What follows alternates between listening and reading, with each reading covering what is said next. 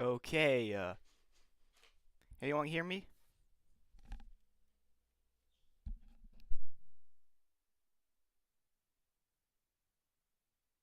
Okay, I looked at my phone, the stream seems, fine. Okay, welcome to, my 100 subscriber live stream, special. As you can see, I have a stock, install here, because, before I start playing, I actually want to show you something I've been working on. So basically, I'm working on my own little planet pack here. So this is a Kevin Prime. It's supposed to be an orange dwarf star. I made the corona myself. Then we have Blaze, which is my hot Jupiter kind of planet here. I made this texture and all other gas giant textures with a program called Gaseous Giganticus. It procedurally generates gas giant textures, so it's pretty cool. Then we have Aurum, which means gold in Latin, which is pretty cool. You can tell why I call it that because it's a nice golden color. It's a habitable planet with an ocean. It has a moon called Pearl. I'm really proud of how the texture came out. Then we have Gabe, which is my gas giant. By the way, you may notice it's not a lot of moons. I plan to add more in the future. Then we have Azure, which I actually created a while ago. It's a blue moon.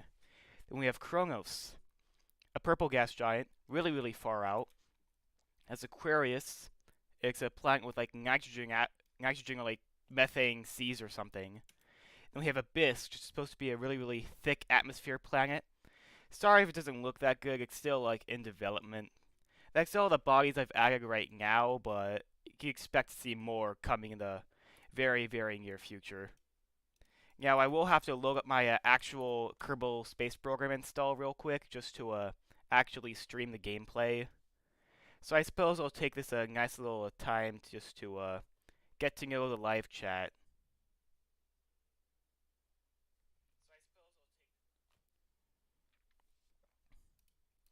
I'm sorry for the delay, it just takes a while for this install to load. I mean, I did have to delay this live stream because I low-key forgot I was live streaming today. So the reason I'm doing this live stream is because I actually got 100 subscribers very recently.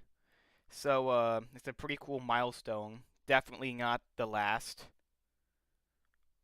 In fact, I'm hoping to get like a 500 subscribers soon, or maybe at least 250. I think 250 will be my next celebrating milestone, and then 500, and then 1,000, and so on.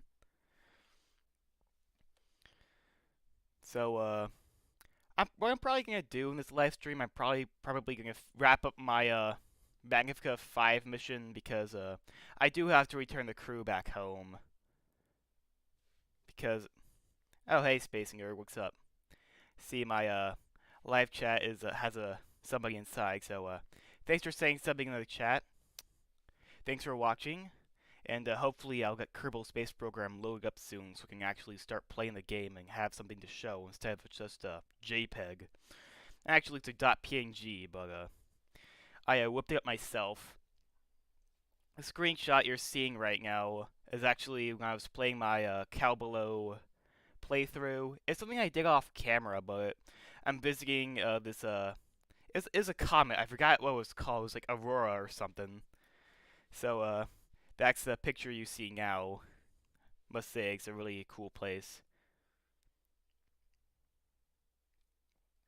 Anyway, the KSP is still loading for me. With all the mods I have, it actually takes a while. So the funny thing is, my game data folder, I'm looking at it right now, it says it's 33 gigabytes. And unfortunately, opening up Task Manager, I'm not going to show my desktop because I'm paranoid. I have only 32 gigabytes of RAM. So unfortunately, since my other processes are going to take up RAM, I'm going to actually have to start using swap, which is basically when your computer starts using your hard drive to be able to not crash. So it is somewhat of a slowdown, but I can still run KSP. But it makes me a little bit hesitant when I want to add mods, especially planet packs because they take up so much space. I mean, with the current state of KSP planet packs, like KSS2 having like so many stars and planets to go to, like KSS2's minimum RAM requirement is 16 gigabytes. And I mean, with all the parts mods I want to play, it's gonna take a lot of RAM. So I might play KSS2 in a future playthrough or do a showcase next update. Well, there's an update that just came out, so I might want to do a review on that, but not right now. I'm doing a live stream. Anyway, KSP finally loaded up for me, so I'll just get the JPEG off.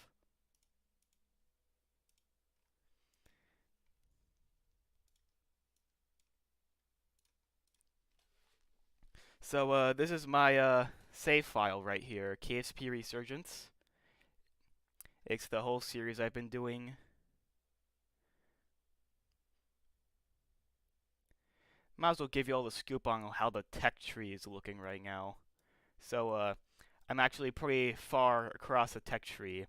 I still really want to unlock this node because it gives me the Frisbee antimatter engine and also this antimatter factory. But these saucer technologies and gravity wave applications seems nice just because I can actually start using warp drives. But I think this node also unlocks some warp parts as well as this cool photon drive. And I probably should get exotic radiators before I get this because, I mean, I could use my regular graphite radiators. It's not gonna work as well. Oh, and by the way, I also should mention, I do have a Kerbal application form, because if you want to sign up and be have a Kerbal in the series named after you, or named after anyone you want, as long as it's not inappropriate, there's actually a form. I'm not sure if it's in the description of this live stream specifically, but it should be another video if you want to check that out when I'm done here.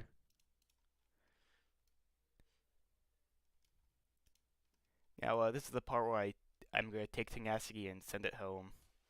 Now, I landed on this moon, Hesperia, last episode. It was a pretty cool place. It's very similar to Titan. You know, with my Kerbal Space Program, the more mods you add, the more the loading time takes. This is my cool little lander. Runs off of a methane nuclear aerospike.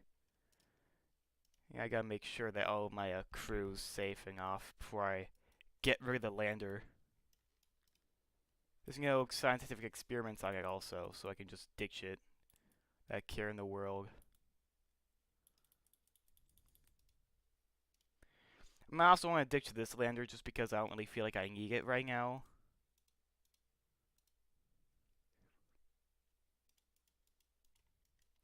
I also want to make sure I'm keeping all the crew members on board. I do not want to lose a Kerbal and leave him stranded somewhere.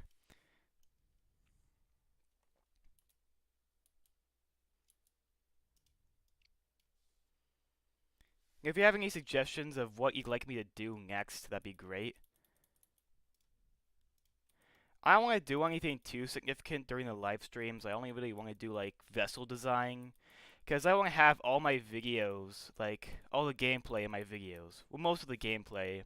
I'm probably going to be cutting off a whole lot of rendezvous and docking and stuff. Well, the docking's the only good part, but the rendezvous and maneuvers, I'm going to cut those out just because they're repetitive and I always find myself struggling to say something during the voiceovers. So I'm going to try cutting out more of the filler and actually have more gameplay in my videos. Now, I'm actually choosing a place to colonize. I've visited numerous moons, numerous bodies over the past few episodes. I've been looking for a place with lots of resources so I can colonize it. Now, I've actually had quite a few places, a few candidates. The first one I landed on was Majesty over here. Sorry for the lag spike. This is the first candidate. I liked it because it has a nice view of a Glurka here, this cool Hycean planet. Option number 2 was Creek, this cool frozen ocean planet. And then we have Bupus, which is my third option. Now, the polls haven't closed yet, so if you want to vote, please do. But so far it seems that Creek here is winning by a landslide, so I probably will be colonizing this exact spot. I can't wait to actually get forward to doing that because as soon as I colonize that spot, I'm gonna go interstellar.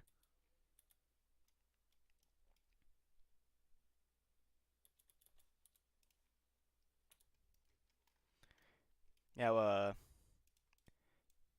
we're in a somewhat elliptical orbit, but it's not inclined, so I'll just go burn at the periapsis. We also make another Magnifica encounter in 300 years, and also get pretty close to crashing into it, but that won't really matter. I'm gonna do some cool maneuver just to get us home really quickly. We also are somewhat running low on fuel. We only have like 70,000 liters per second left. I mean, I have plenty of fusion fuel, but that hydrogen's running slightly low.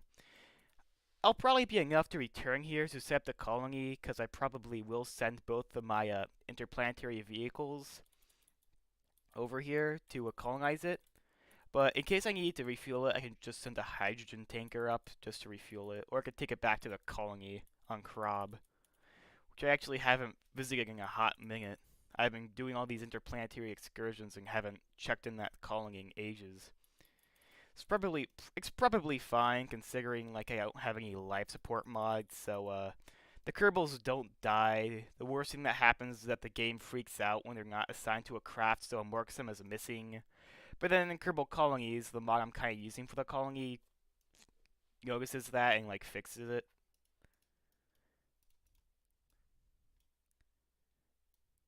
I'm gonna try plot a maneuver to Sanctar, which is the home world in this whole planet pack. It's called Celestial Harmony, if you're wondering.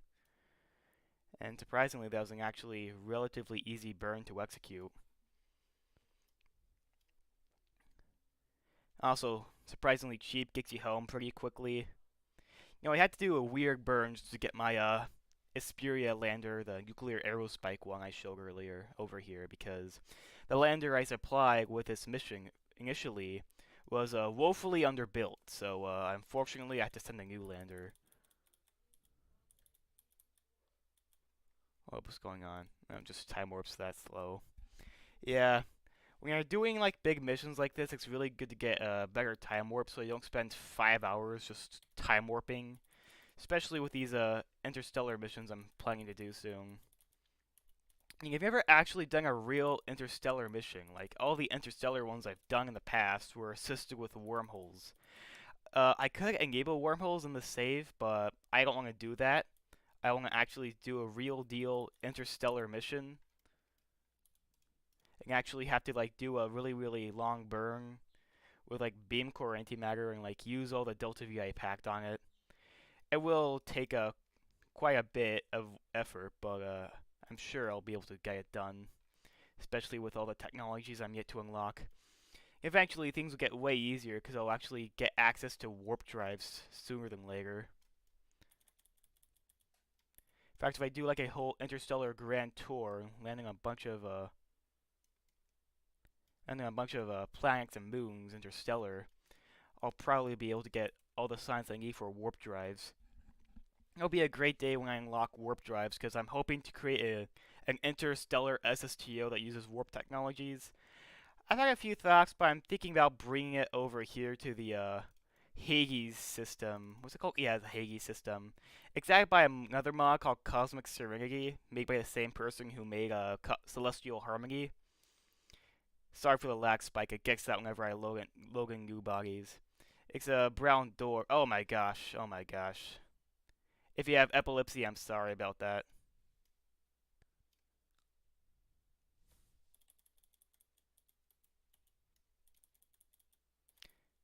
Yeah, time warp can cause a few flashing lights that could cause seizures in photosensitive people. So if you're photosensitive, I'm very sorry. Anyway, I'm doing a quick mid-course correction burn here, and then I'll go back to what I was saying about potential interstellar, destinations. Ugh, I hate this lag. When I zoom into a planet, it lags like crazy because it's loading all the beautification mods. They look amazing, but they turn your CPUs and GPUs into a fusion reactor. And once again, Olia has to get in my way. Alia is this binary twin, if you're wondering. It always wants to throw me into its gravity well. Now, as I was saying, when I get warp drives, I do want to do a warp drive SSTO and actually land on a planet. I'm actually not too familiar with Cosmic Serenity since I actually haven't like used landing anywhere before.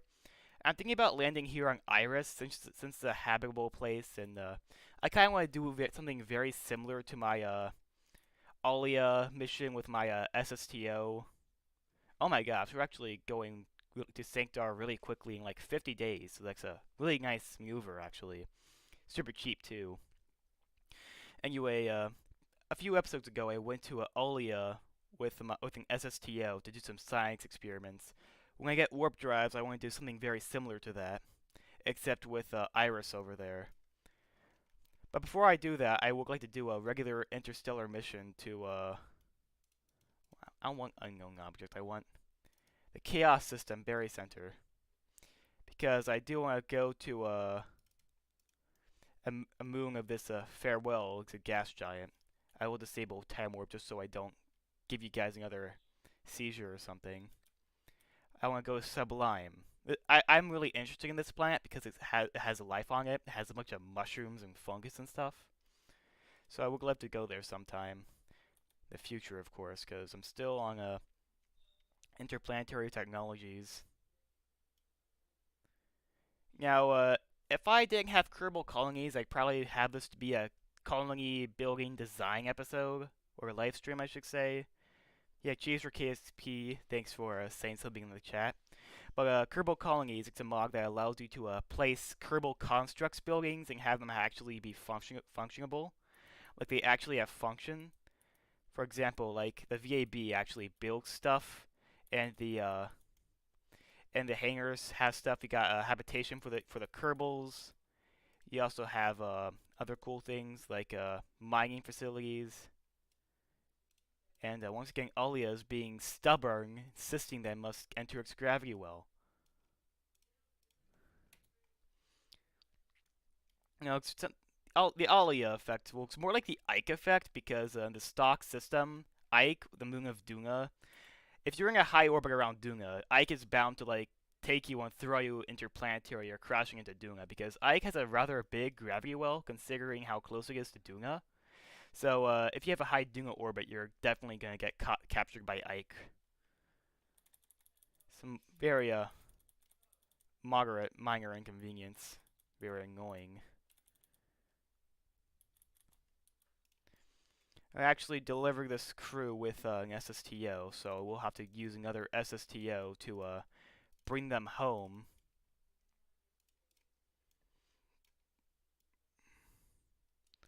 I will bring them in a rather low orbit first, just to make things easier. Well, I could have the Kerbals go out into a higher orbit just because the SSTO I'm going to be using, the Phoenix SSTO, has a whole lot of delta V.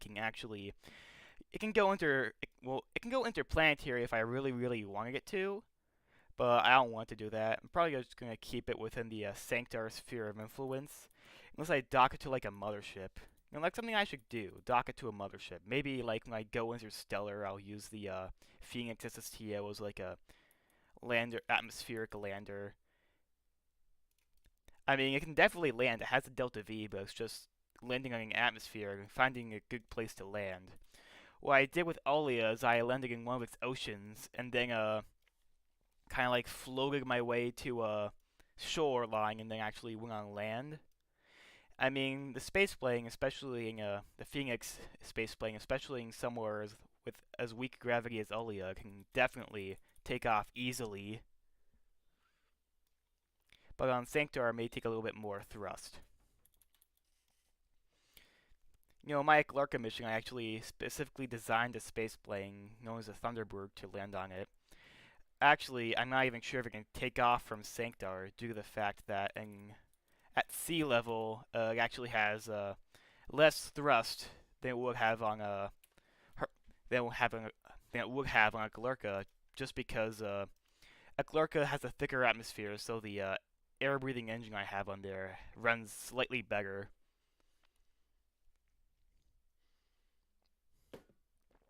Okay.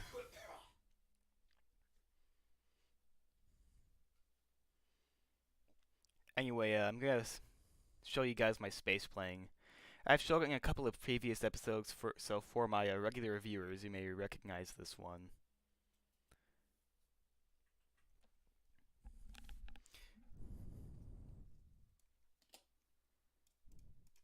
This is a Phoenix. It's my crew transport SSTO. Has a bunch of cool things like these air breathing engines, these plasma engines for vacuum usage, and it comes with internal RCS. The depth masks are still broken though.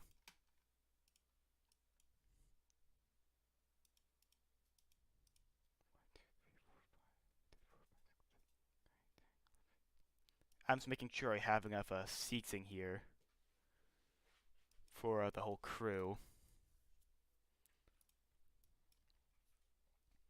Here we go, time to fly. So the whole ascent profile for this space playing is just to just fly. Well, it's pretty simple. I mean, other space planes you have to like fly at sea level until you like reach a certain speed, but this one can take a more steep ascent. It can actually start ascending before. It has a good TWR, especially in a vacuum. Oh, and yeah, I forgot to tell you guys this. I completely forgot I hacked this, but I found a mod that gives these engines waterfall effects. So now they have 3D plumes and better sounds of too, which is really nice. Now, unfortunately, I do believe the closed cycle configs are non-existent or bugged when I was testing this. So maybe they'll turn out differently when I actually use them. But I'm not going to use these engines in vacuum much because they have very bad efficiency. These are like way more efficient. They just have abysmal thrust. So if I want to go higher and not actually I mean, if I'm high enough in space where these won't work in their air breathing mode, but like not in orbit, these won't get me in orbit because I'll fall too quickly and end up crashing. So this is why I have to use these in close cycle for a bit. But I have lots of fuel to spare, especially these engines. They have like 9,000 meters per second. Now you can really see the waterfall effects shine because you can see how the plumes are expanding as the atmosphere thins. Real life physics because without as much pressure pushing the exhaust with constricting it, it spreads out more. You see Firefly giving us those stunning atmospheric effects. I actually got some configs that fixed the bugged ones because Celestial Harmony hasn't updated them in a while. Funny story. I believe there's only one line that said, "Oh, this Firefly config is for Firefly version 4 or something." And because of that, Firefly rejected the config and considered it bugged and glitched. And unfortunately, the waterfall configs for these closed cycle mode, they're non-existent. I should probably turn on my fuel cells too, because that's how I power those engines, the plasma ones.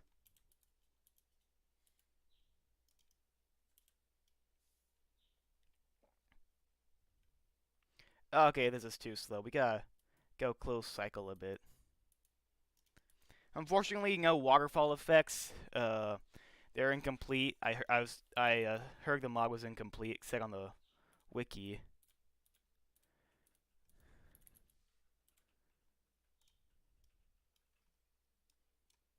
This, even with half fuel, we have 7,000 meters per second at delta V.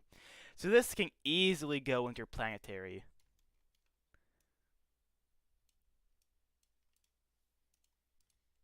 Oh, I almost clicked the wrong button.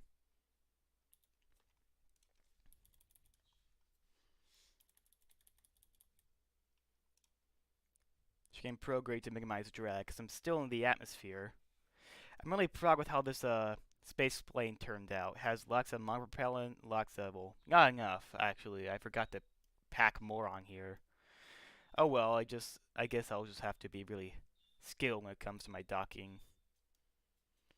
Oh, in case you haven't noticed, Celestial Harmony does come with a custom skybox, which is really cool. You know, Celestial Harmony is actually kind of a de facto sequel to Beyond Home, which is another planet pack in which the Kerbals have to go to a new star after Kerbal, their home star, dies.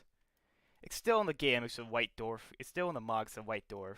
Fortunately, Beyond Home's a little dated. It's not really up to date with a whole lot of the newer graphics mods. But despite that, it still looks amazing. It just doesn't have volumetric clouds or parallax from orbit.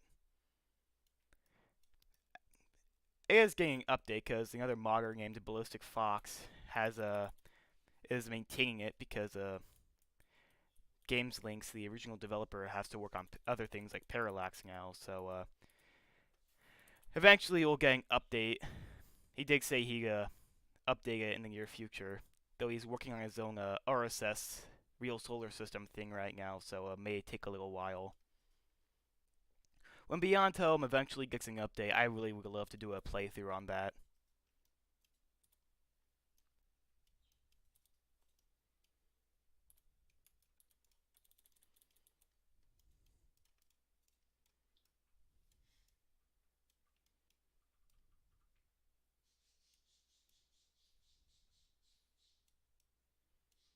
Go for the Intersect 2 this time, just because it seems more promising.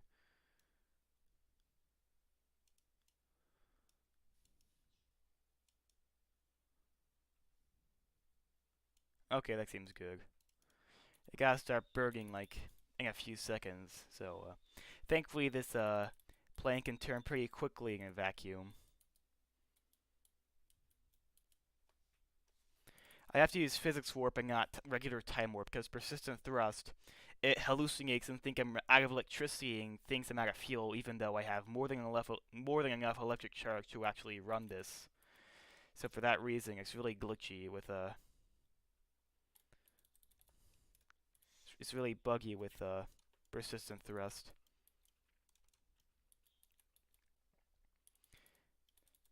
I gotta start prepared to burn retrograde relative to my target really quickly, just because these engines the TWR is abysmal. It's only 0.33 if you can't see that, if the video quality is too low. Oh no, I'm gonna swing right by. I'll have to go switch to close cycle for a hot minute just to slow down fast enough.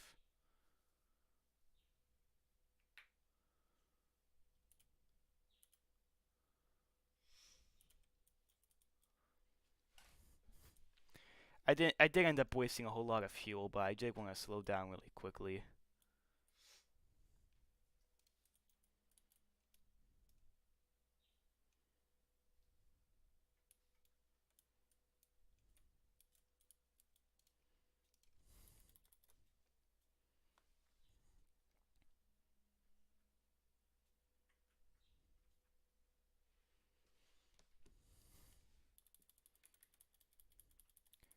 Once again, persistent thrust refuses to let me time warp. I have no why it does. I have no reason why it does this. The console says nothing. I try time warping. It just, excuse me. Oops. Yeah, I accidentally typed in the console. Whoops. Well, let me time warp for crying out loud.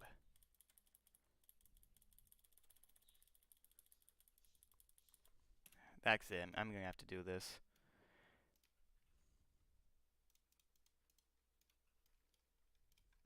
Just because the game won't work like it's supposed to.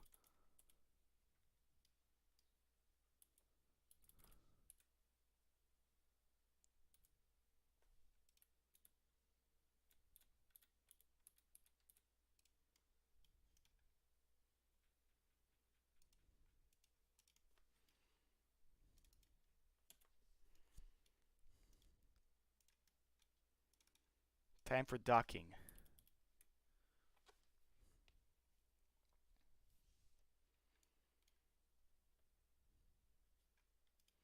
Got over 100. You have over 100 experiments stored up, so that scientific bounty is gonna be pretty crazy.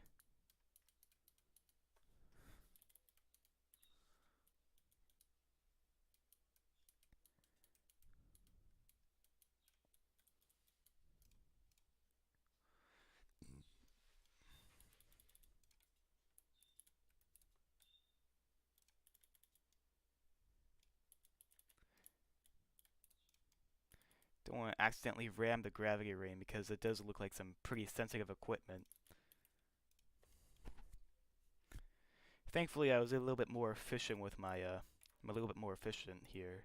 So we'll have plenty of manga propellant to spare.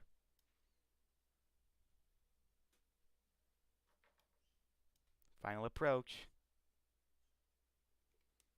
And docked successfully.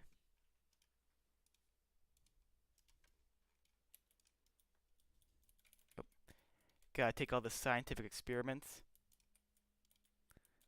It's a whole lot of data.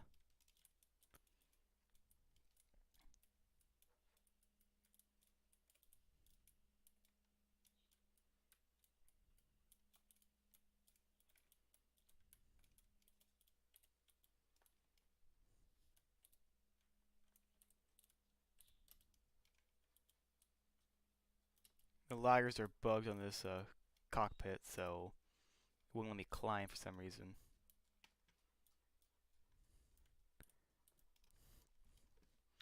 I'm gonna transfer the crew, but why we have to do that just now? I could do like a FreeIVA tour. So here's the time for a tour on IVA. Here's the command module. It's got a bunch of doodads. Where's the light button? There should be a light button. Ah, here we are. Cool lights, really cool. EVA hatch. It got entrance into our little cool service module kind of. It has a little RTG, it has some cool stuff. Has the lights. And here we are entering the gravity ring. Actually, wait, no, this is the station control center. Then we have our, this should be our storm shelter. In case there's a solar storm, this is where the Kerbals hunker down. Then this is the gravity ring.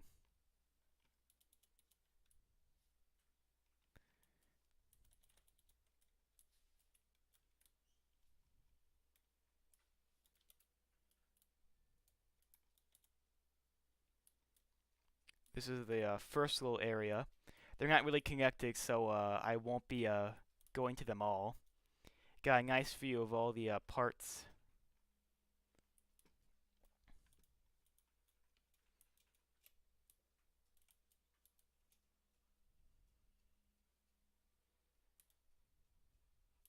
You can face through this wall.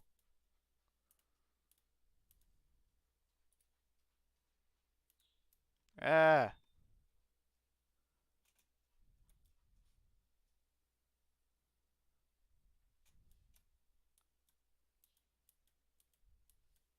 Be careful here.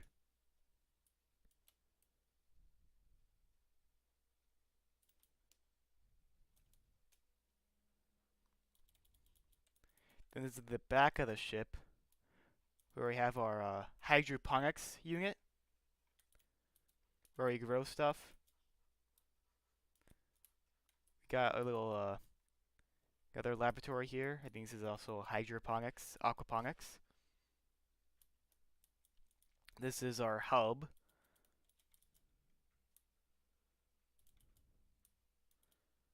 And this is the docking adapter for the space plane. Pretty bare bones. This is the luxurious crew cabin. And this is the cockpit. Even comes with its own screens, which is pretty cool. I do want to check out the lights.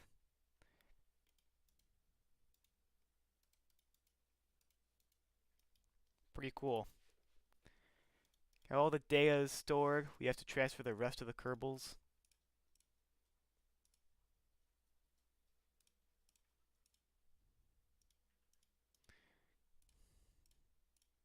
I also do want to stop the rotation of this ring until it's ready to be used again.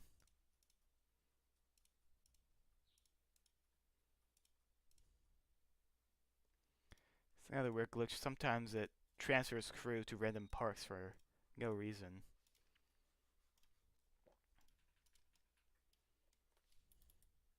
I'm not gonna bother getting rid of this lander until later, just in case I need it.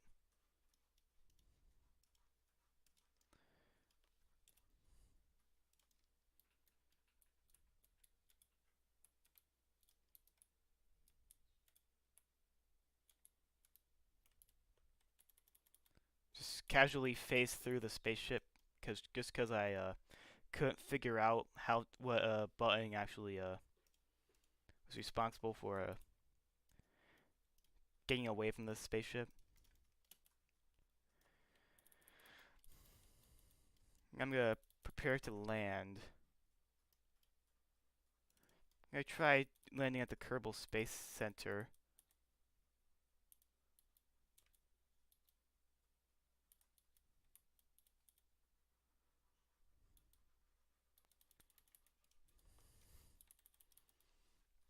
I've done a power landing before, but I haven't done it in a hot minute.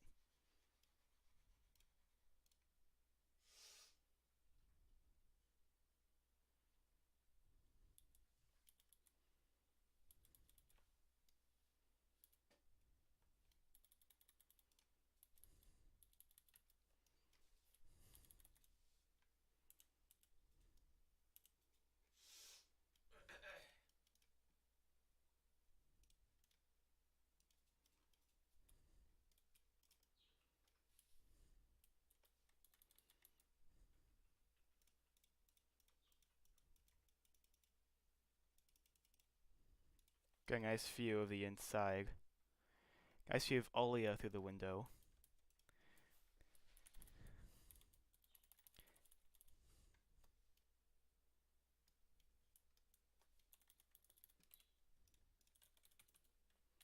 Do have to make a quick save just in case I goof this up.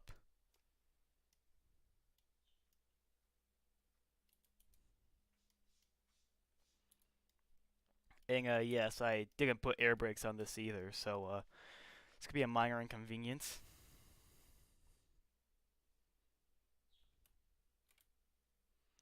And this space plane has a habit of losing control during descent, but it does recover quite well, unlike its predecessor, the Fate SSTO.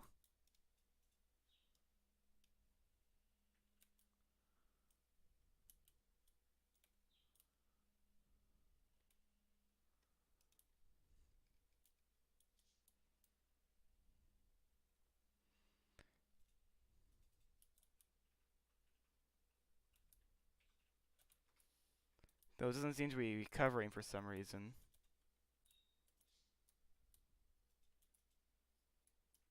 Okay, I'm loading the quick save.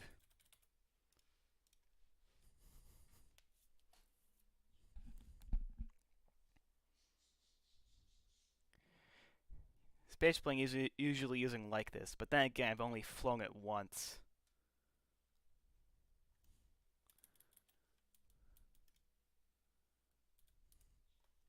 I'm just gonna aim prograde just because it's a little bit more stable that way.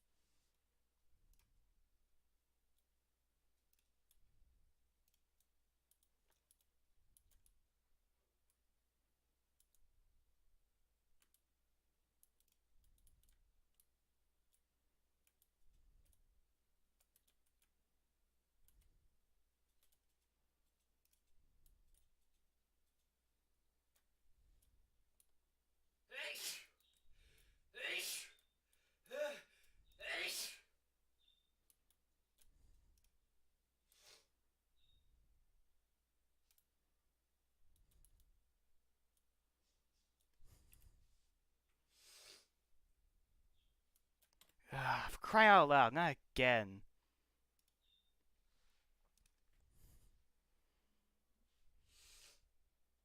Why did I ever use a space plane for this? I'll be landing in the mountains of all places, which is very unfortunate. I'll just aim progrig. Because if I ever deviate from that, I'm gonna flip out of control. OPT space playing, the parks are not very aerodynamically realistic. So that might need to be fixed.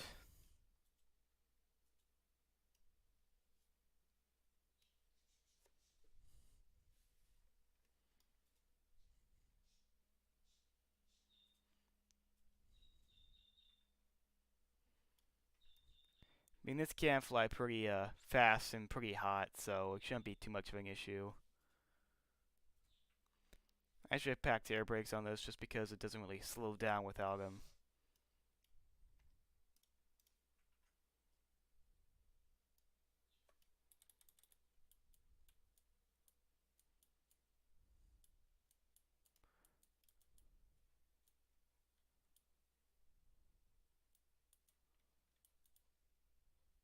Okay, we're heating up.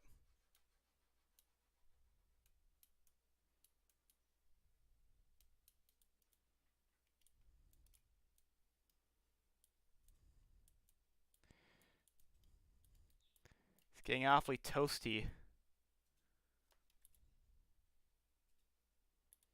Though we are slowing down, slowly but surely. Oh hey look, there's a Kerbal Space Center where I was going to land.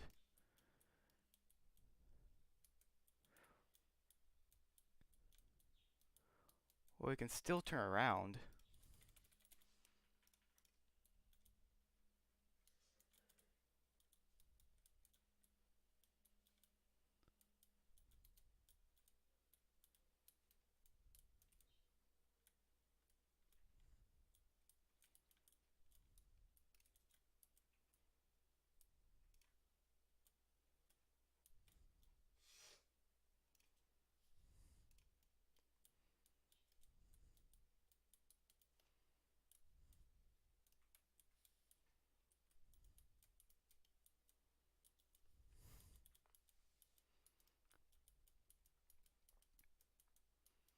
I'll just land in the ocean.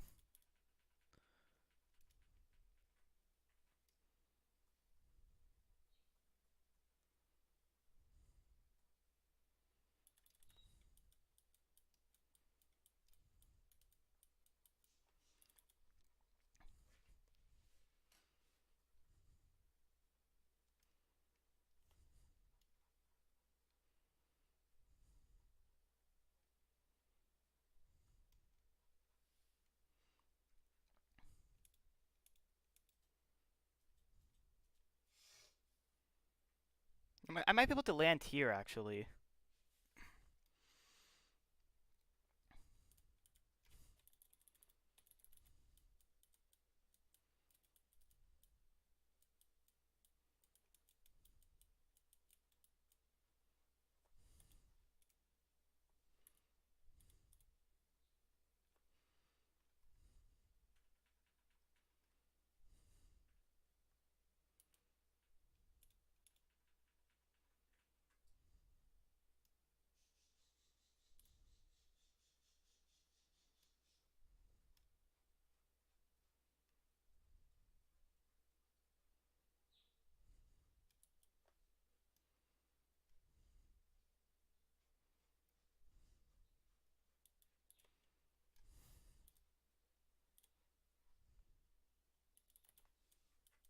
See some cool kelp here.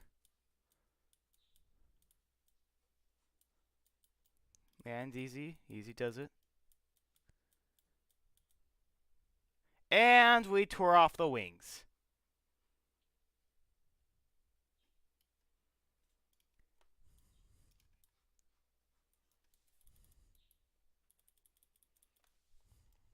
Marvelous. We tore off the wings. I think it'll take like 5 years to slow down. Hold up.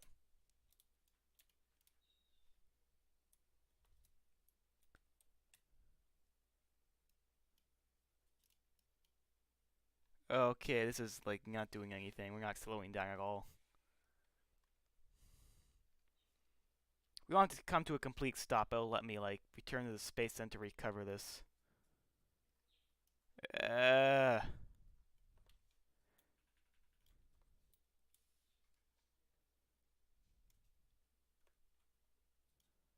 mean, I still have 2 engines. I can still try to fly this thing. But it doesn't have any yaw or anything, so it's not going to work out that well.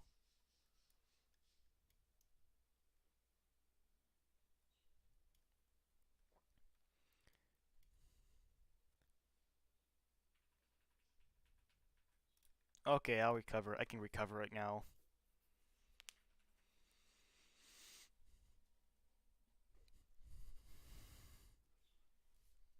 Okay, let's see how much science we get.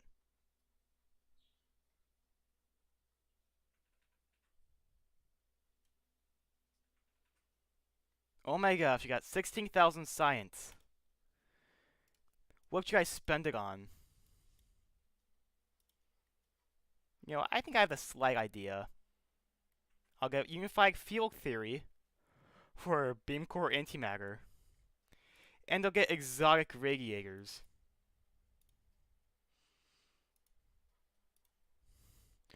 What else should I get? Should I get some off-world mining? Should I get this? How about large probes? Or I'll get advanced logistics just because I probably will need some of these larger logistics modules for the colony. I'll also go for large probes. Okay, so back to stream. Or is it? I got all the parts. I can turn this into an interstellar vehicle design episode. Or a live stream, I should say. Should I end stream? Or should I do an ISV design? You know, everybody's crazy about ISVs. Why don't I'll design something. I'll whip something together.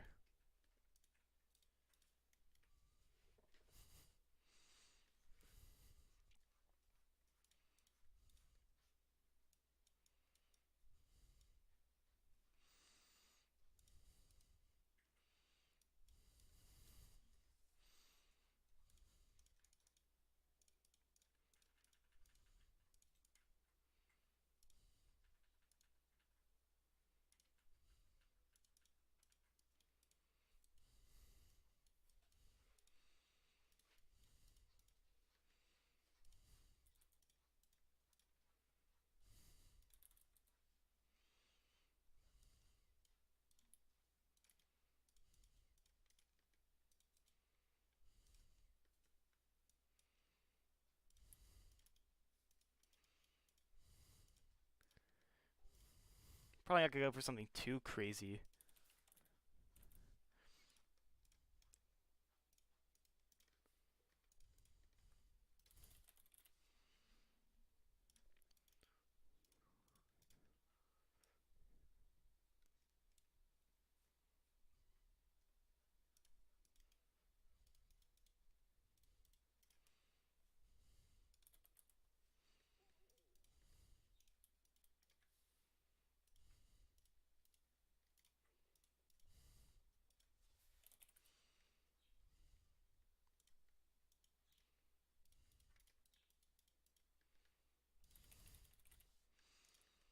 I'm gonna go big because I have I have a whole lot of parts at my disposal. Besides, it's a go big or go home with a whole lot of these vehicles.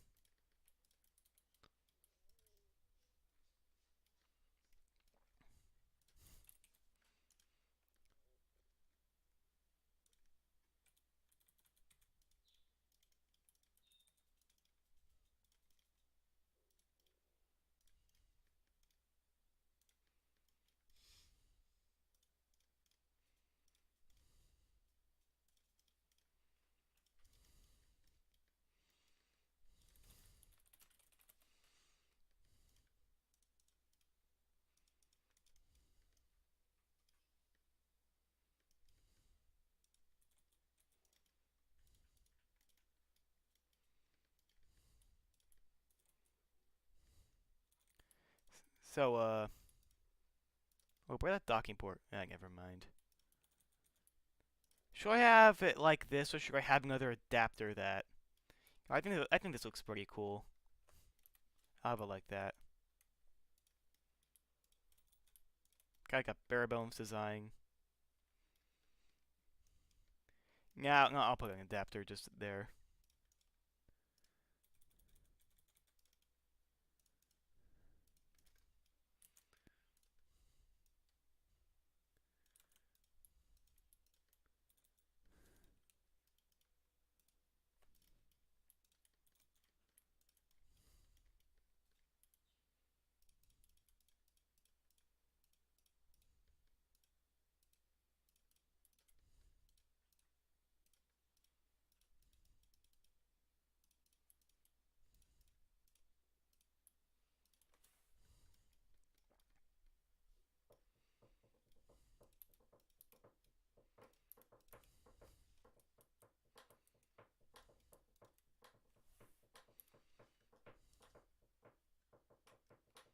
Put some large docking ports on here.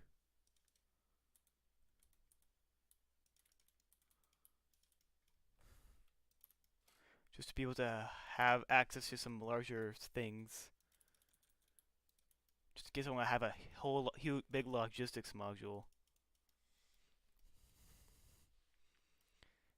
This seems pretty cool for my whole interstellar vehicle. I'm actually gonna start. Oh, it's got a ISV Emporium, so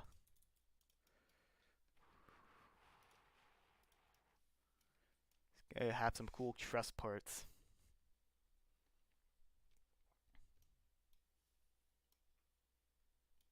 You know, it looks kind of like a sword when you view it from here. It looks like a sword. This is the hilt. This is the blade. Looks pretty cool, I must say. Maybe I should name it Excalibur for that reason or something. You know, when I have this whole thing come out, it'll probably even look more like a sword. I think I might name this Excalibur or something. I don't know.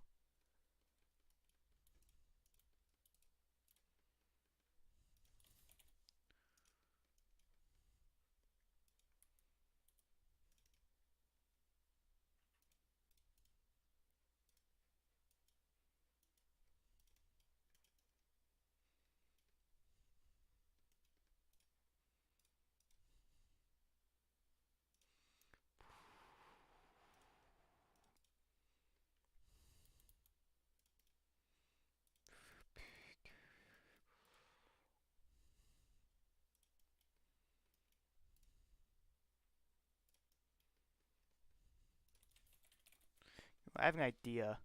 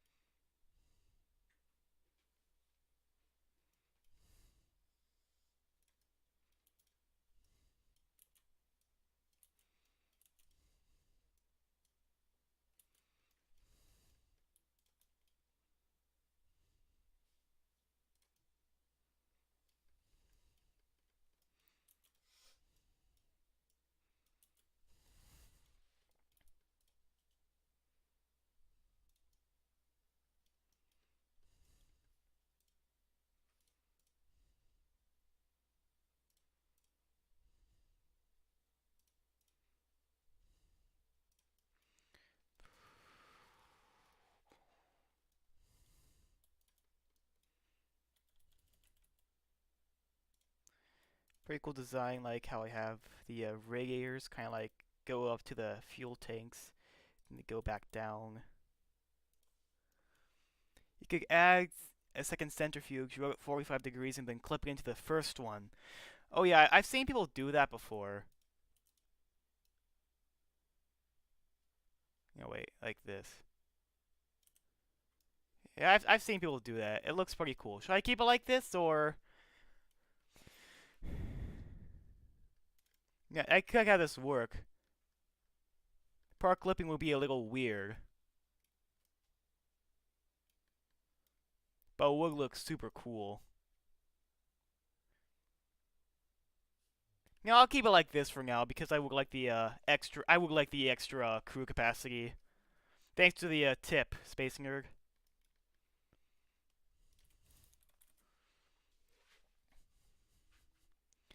I really hate when I search something in this part list and it takes like 5 hours for all the parts to load.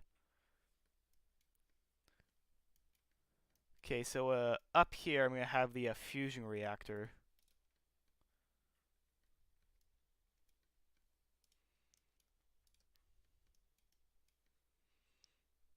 This will be the electrical area.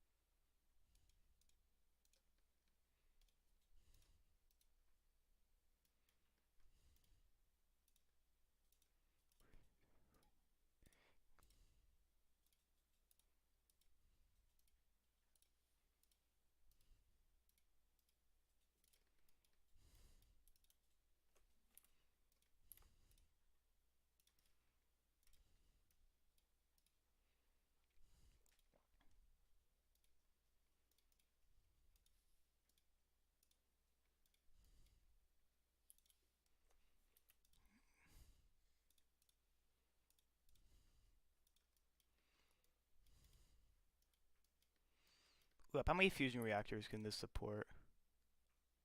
Can support one. Okay, the whole array. Whoop. Wait a minute, are they all activated? Can make sure they're all activated, or else the simulation won't be accurate. I also do want to have a fission reactor.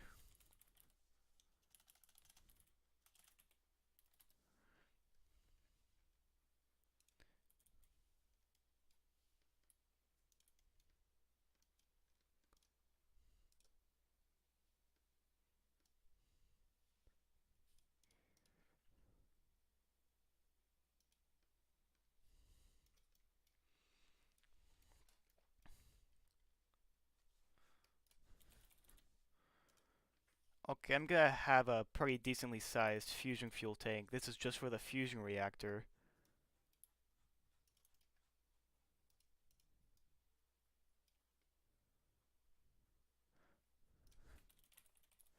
I'll also have some enriched uranium, a nuclear fuel drum, just so I can refuel the nuclear reactor if need be. By the way, in my experience, oh hey, a mission today. I just did a return mission. I'm just designing an interstellar vehicle now that I have all the parts I need. It's just designing. There's not really a mission today. As I was saying, gotta check on the live chat more often, but uranium, in my experience with Kerbal Colonies, is very easy to find. It's fusion fuel I gotta worry about. Deuterium, helium-3, you can find it easily. It just takes a lot of time. Deuterium is just a big pain to get, so I might send that up manually. I should also have my hold up. I'm gonna have this loop dedicated to my I'm gonna have this loop dedicated to my antimatter factory.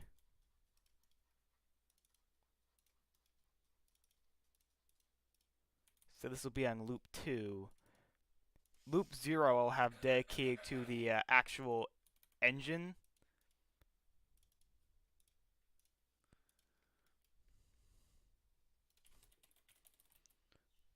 Okay. I put this on loop 2. Okay, it works. It's fine.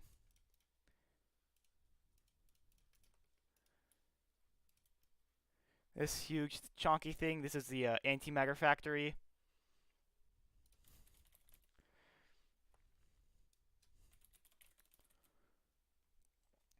Basically what it does, it takes hydrogen or fission pellets and turns it into antimatter. So I'm going to take fission pellets and turn it into antimatter just because, if I can find the, hold up, I gotta find it.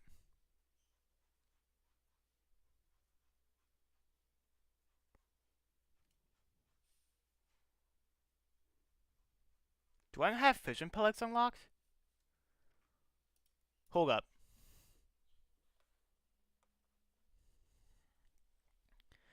Why don't I have fission pellets tank, or am I like just being stupid and not seeing them?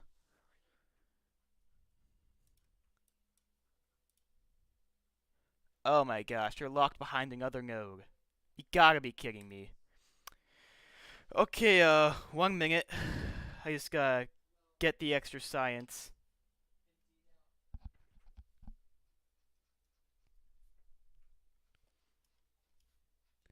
Thankfully, I do have scientific presence.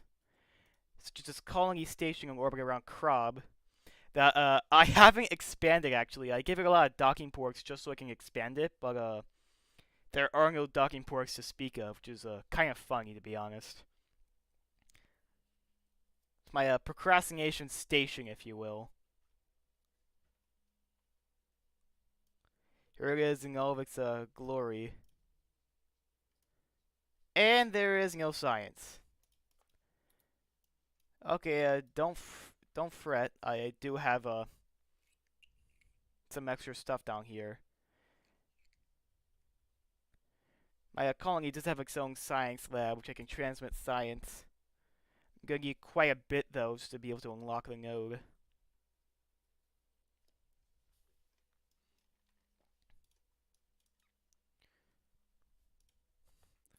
Okay, what rate does it collect science? I mean, I probably would have gotten a whole lot, but hold up, let me assign some more scientists. Oh wait, hold up, no, those are the guys. I just gotta. Okay, something tells me we're not gonna be able to do that part of the mission right now. All because I forgot to unlock one science node. The neat part is I could have actually done that, but I picked up other nodes instead.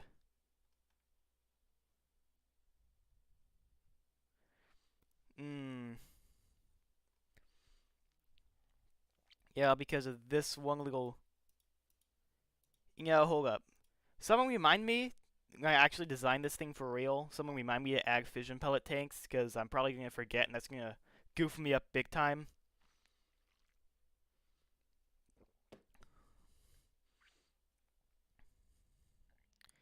But I might have some parts that can hold it that I don't have unlocked.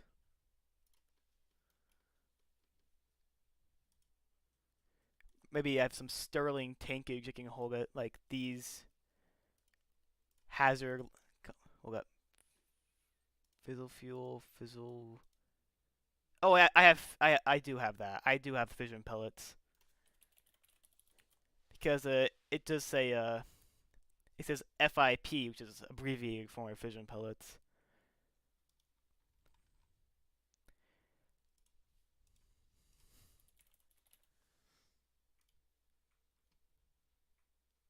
Wait, hold up. I think it works fission. I gotta test this to make sure, like, don't give it the wrong. Because I do recall it uses the same fuel that the Verm pulsed fission engine uses.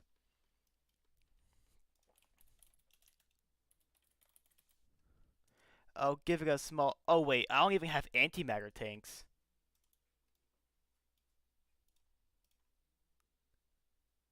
Oh, maybe I have some here. I only have this dinky. Wait, hold up, hold up, hold up. Wait. Ah, yeah, Sterling does give me some antimatter tanks. I just don't have the far future ones just yet. I'll probably swap them out with the far future ones when I unlock them, but as for now, as a placeholder, or in case I forget, I will be using this one.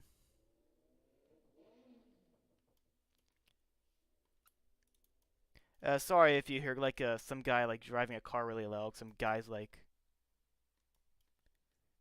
Sorry for the background noise. I'm sorry about that.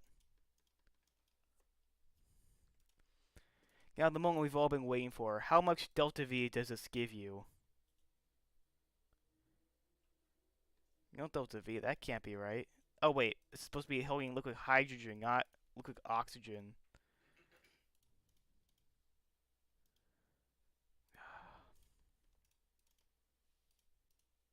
Yeah, chemical storage is like putting double the fuel for some reason, and that's cheating, so I'm not gonna do that. 1,000,000 delta V, and that's just with all the antimatter. If I give it the actual length. You know what? I can't have it like this. I gotta do some other stuff. I I did pick up some of these extra exotic radiator yokes for a reason.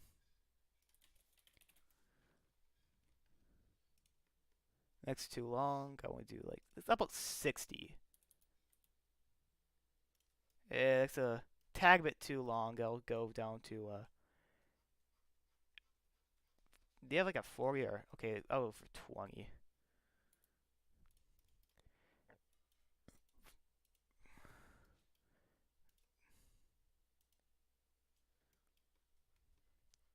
I have an idea.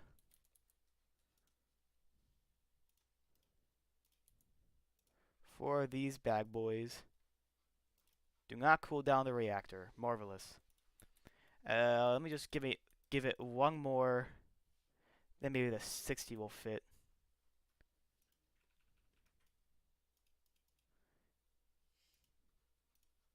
Super. Massive, just massive. Here it is. This is the design so far.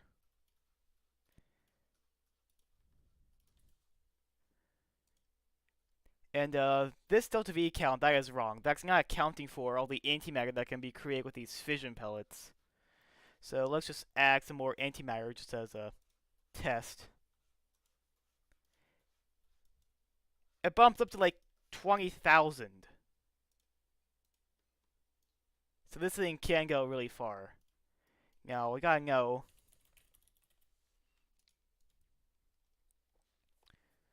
Pellets 500. So one fission pellet for 500.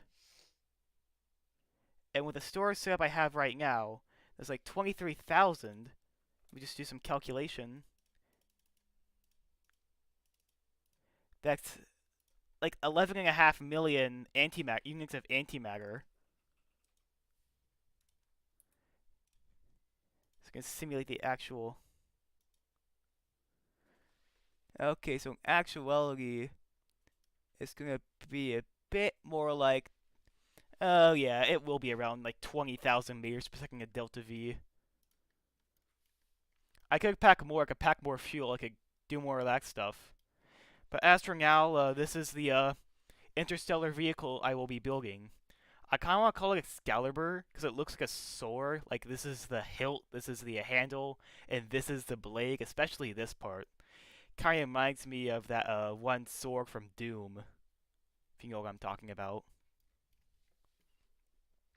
Now I do want to give this a brief little test. Oh wait, I should put some batteries on here just so it doesn't like explode instantly because the antimatter tanks will start leaking. I'll do a bunch of these. Yeah, that should be enough. I could use a Sterling super battery, but like it stores so much, I feel like that'd be cheating. Oh, I'm gonna build it like a colony. You know, earlier today I was in this live stream I was talking about where I was gonna colonize, and I was thinking this moon called Creek has like frozen oceans and stuff. And I'm thinking about building it there, how I built my two interplanetary vehicles, where I use Kerbal Colonies to assemble it and then launch it from the ground. I'll launch it with chemical rockets, of course, just because she set orbit. Uh, no, because we'll be using this bad boy, the factory. I won't be needing any science. Okay, let me just enable reactor. Oh, oh, cracking attack.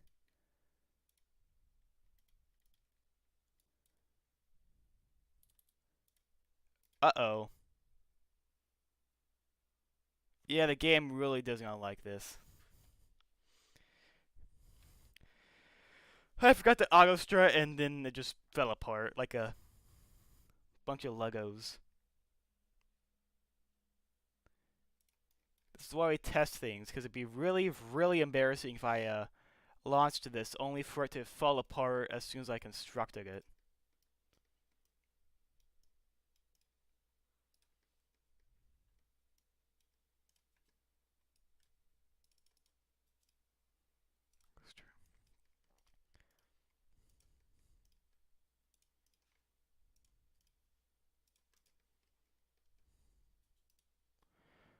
Okay, now I should be ready to test. I might have to scale back on this if it like really has a cracking issue, but I've seen people like make way bigger stuff. So hopefully that was just a auto strut issue. Hopefully all those issues fade away and disappear. I've heard about like welding mods that like let you group parts into like one part to like save on performance and kill the kraken.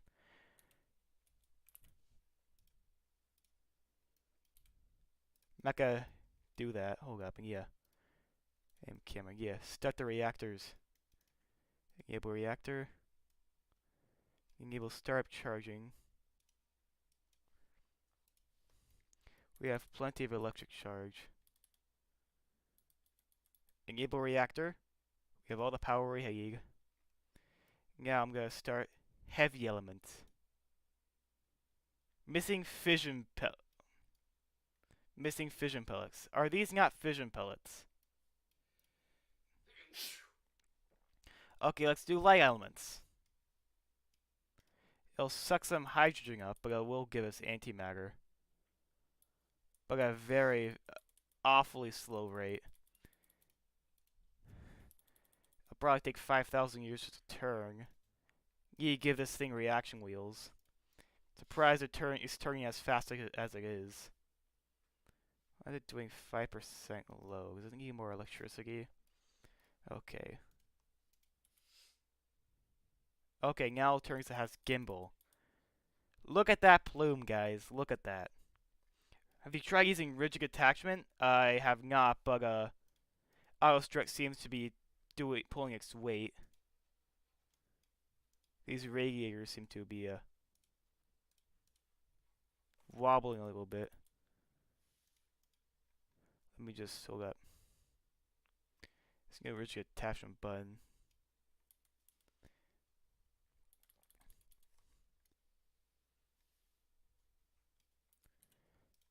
Okay, but for some reason it doesn't accept these as fission pellets. So maybe it's using a different exotic resource. If I recall correctly, it does use the same one as that fission pellet engine from Far Future Burns. So fortunately this tank doesn't even work.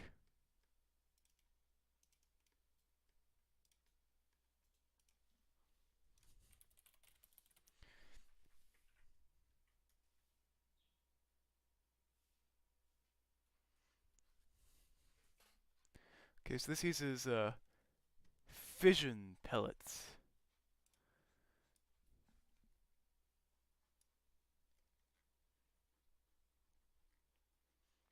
Nuclear fuel. This has fission fragments. Not fission pellets. Suppose these are using like a different. Hold up, this is like I think this is a different resource than what the other one uses. Hold up, maybe it's in here? Nah, it's not in these ones. You know, guys, I think that might be it for today. I think I might want to end stream now.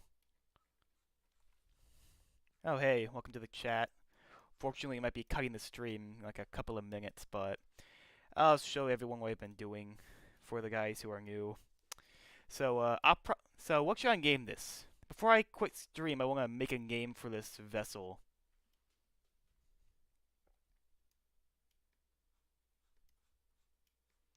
I'm thinking about naming this Excalibur. Just because it looks kind of like a sword. I need your help with something? What do you need help with?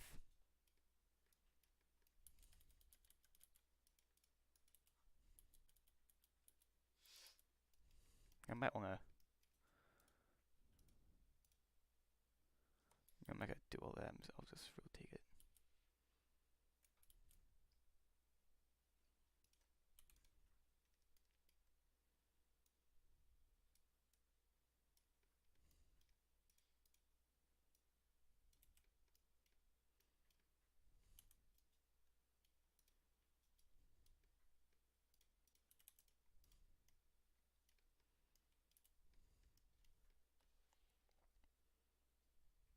Writing books about rocket science? Cool.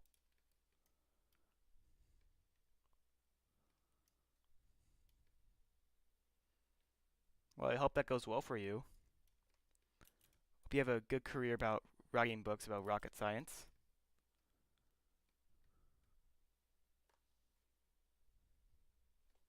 You know much about it.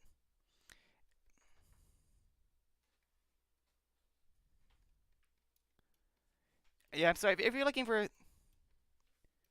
I haven't published them yet. I'm sorry, I can't publish books. If you're looking for someone to publish books, then you've unfortunately come to the wrong place.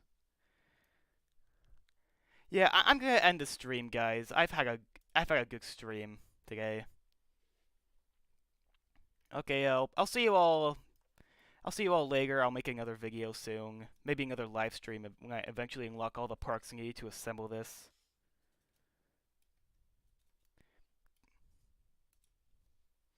Okay, guys.